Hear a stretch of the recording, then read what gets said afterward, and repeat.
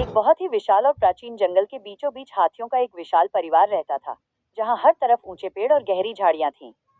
इस झुंड में गज्जू नाम का एक छोटा हाथी था, जिसके कान सामान्य हाथियों की तुलना में बहुत अधिक बड़े और चौड़े थे। गज्जू जब भी चलता, उसके कान पंखों की तरह फड़फड़ाते थे, जिसे देख झुंड के शरारती हाथी उसका मजाक उड़ाते और उसे पंखों वाला हाथी कहकर पुकारते थे। बड़े हाथियों को अपनी भारी गर्जना और मजबूत सूंड पर बहुत गर्व था, और वे अक्सर गज्जू को यह कहकर छोटा महसूस कराते थे कि वो कभी भी एक शक्तिशाली रक्षक नहीं बन पाएगा। गज्जू उनकी बातें सुनकर अपना सिर झुका लेता और नदी के किनारे जाकर चुपचाप अपनी परछाई देखता रहता, जहां उसे सिर्फ अपनी कमियां ही नजर आती थीं। वह अक्सर अकेले में ये प्रार्थना करता कि काश वह भी दूसरे हाथियों की तरह सामान्य होता, ताकि उसे इस तिरस्कार का सामना न करना पड़ता। समय बीतता गया और जंगल में भीषण सूखे का प्रकोप बढ़ गया, जिससे नदियां सूख गईं और घास का मैदान रेगिस्तान जैसा दिखने लगा। सूरज की तपिश इतनी तेज थी कि बड़े बड़े पेड़ों की छाल तक चटकने लगी थी, और जंगल के सभी जानवर पानी की एक एक बूंद के लिए तरसने लगे थे। हाथियों का राजा, जो बहुत अनुभवी था, झुंड को नए पानी के स्रोत की तलाश में जंगल के सबसे दुर्गम और अनजान रास्तों पर ले गया। चलते चलते वे एक ऐसी जगह पहुंच गए जहां हर तरफ ऊंची पहाड़ियों की दीवारें थीं और हवा का नामो निशान तक नहीं था। गर्मी इतनी अधिक बढ़ गई थी कि झुंड के सबसे मजबूत हाथी भी थकान से निढाल होकर जमीन पर बैठने लगे, और उनमें आगे बढ़ने की जरा भी हिम्मत नहीं बची थी। धुएं जैसी गर्म हवाएं चलने लगी थी, और सबको लगा कि अब उनका अंत निकट है, क्योंकि प्यास और गर्मी ने उनकी सोचने समझने की शक्ति छीन ली थी।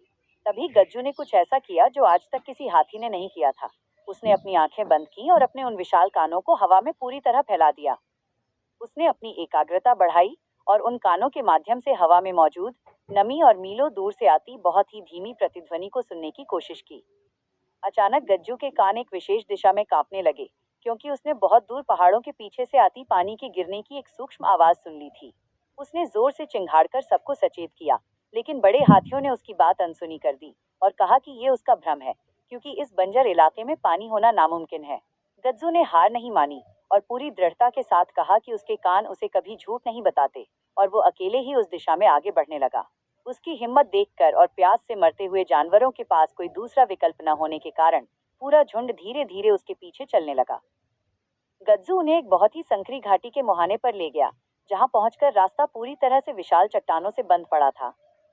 वहां पहुंचकर बड़े हाथी फिर से गज्जू पर चिल्लाने लगे कि उसने उन्हें एक बंद रास्ते पर लाकर छोड़ दिया है और अब वे गर्मी से यहीं मर जाएंगे। लेकिन गज्जू ने शांत रहकर अपने कानों को उन चट्टानों की दरारों पर लगाया, और उसे महसूस हुआ कि पत्थरों के पीछे बहुत तेज ठंडी हवा का प्रवाह है। उसने देखा कि एक बड़ी चट्टान केवल एक छोटी सी कंकड़ी के सहारे टिकी हुई है, जिसे अगर सही दिशा में धकेला जाए तो पूरा रास्ता खुल सकता है। गज्जू ने अपनी सूंड और माथे का इस्तेमाल कर उस विशेष बिंदु पर प्रहार किया, और अचानक एक गड़गड़ाहट के साथ वो रास्ता खुल गया। सामने एक अद्भुत दृश्य था, एक नीले पानी का विशाल झरना और उसके चारों ओर लहलहाते हरे पेड़, जो किसी जादुई दुनिया की तरह लग रहे थे। सभी जानवरों ने जी भरकर पानी पिया और ठंडी छाया में आराम किया, जिससे उनकी जान में जान आई और वे फिर से तरोताजा महसूस करने लगे। झुंड के सरदार ने गज्जू के पास आकर उसकी पीठ थपथपाई और सबके सामने अपनी गलती स्वीकार की कि उन्होंने हमेशा उसके गुणों को नजरअंदाज किया।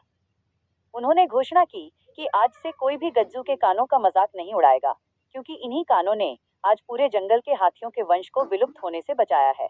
गज्जू को उस दिन समझ आया कि प्रकृति ने उसे जो कुछ भी दिया है वो बेकार नहीं है, बल्कि वह एक विशेष वरदान है जिसे केवल सही समय पर पहचानने की जरूरत थी। अब वो नदी किनारे अपनी परछाई देख दुखी नहीं होता था, बल्कि गर्व से अपने कानों को फैलाता था, क्योंकि वो जान चुका था कि वो अनोखा है। जंगल में अब गज्जू की बुद्धिमानी और उसके अद्भुत कानों के किस्से हर जानवर की जुबान पर थे, और वो सबका चहेता बन गया था। अंततः वो छोटा हाथी पूरे जंगल के लिए एक मिसाल बन गया कि साहस और सूझबूझ का कद शारीरिक बनावट से कहीं अधिक ऊंचा होता है। उसने ये साबित कर दिया कि जब आप अपनी कमियों को स्वीकार कर लेते हैं और उन्हें अपनी ताकत में बदल देते हैं, तो पूरी दुनिया आपका सम्मान करने लगती है।